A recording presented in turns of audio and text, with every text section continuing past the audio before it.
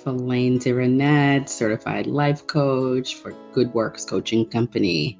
I am here today because what a weekend. I had an amazing weekend, and I wanted to share a particular part of this amazing weekend because we celebrated my husband's birthday. He turned 50, and so the birthday boy had an amazing birthday party. That was his gift. That was his wish. That's what he always wanted. A huge birthday celebration with all the people that he loves.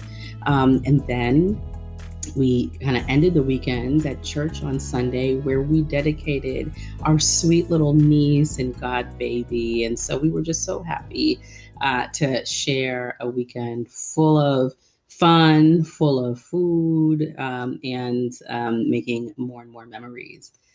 But there's one particular memory I wanted to share on this episode, and it's one that's a little unexpected, but it's been in my heart and in my mind. I wanted to share it with you. And so about 22 years ago, my husband and I were married. And during his party, it dawned on me that we were sitting on a stage. So the way the setup was, we were on a stage, kind of looking at the crowd, looking at our guests. And I remembered during our wedding reception that we were sitting in a very similar pose. So we were on the stage and we were looking down at the crowd. And y'all, at that time, the wedding reception clocked in at about 500 people. The setup was for 275, I believe. Listen, my father was copying invitations and giving them to all his colleagues and friends. It was that type of a wedding. It would actually be one of the last few weddings I would attend that was rental hall, family cooked meal, a huge family cooked meal. But yeah, so about 300 people. And I remember it was at the point in the reception where you're like, oh, okay, things are starting to be okay. Things are good. We had a number of performing artists, and they had the crowd going. I mean, people were on their feet, hands were waving, people were dancing. I mean, it was amazing just to see how much fun a reception could be. I mean, we were so young. And then I remember when things changed. The atmosphere changed. All of a sudden, the same people that were waving their hands and dancing, more and more of them started going to the left. And I mean, literally, physically going to the left, running to the left. Because I would later find out that there was a huge altercation, which ended up leading to an argument, which ended up leading to a fight, which had everyone running. I mean, we had parents looking for their children. We had people screaming.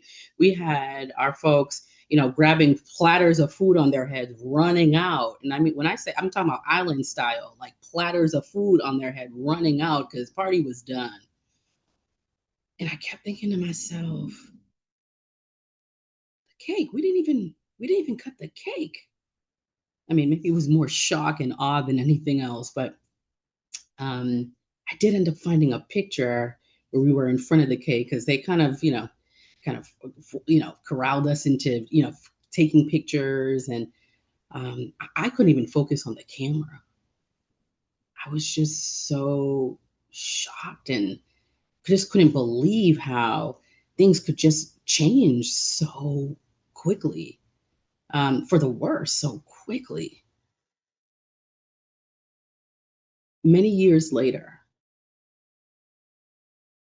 22 years later, a whole beautiful family later, an amazing ministry later, I would come to learn so many life lessons.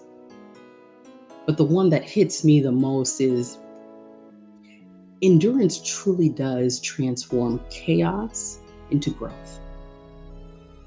Life has way too many unexpected challenges. And in fact, in the book of James, it says, think of all your various tests and trials, all the ones you encounter, as occasions for joy. And then it would also say, because they're the testing of your faith. And once that your faith is tested, it creates endurance. And then once that endurance is complete, you are mature, complete, and lacking absolutely nothing. And so your story does not need to end with a setback. In fact, it's just a chapter. It's not even the whole book. As your coach, I'm going to help you rewrite that story. We're going to focus on what's possible. Because creating your legacy of success and fulfillment, that's my job. That's my role. That's what I'm helping you to do. That's how we partner. Because you, my friend, are so worth it.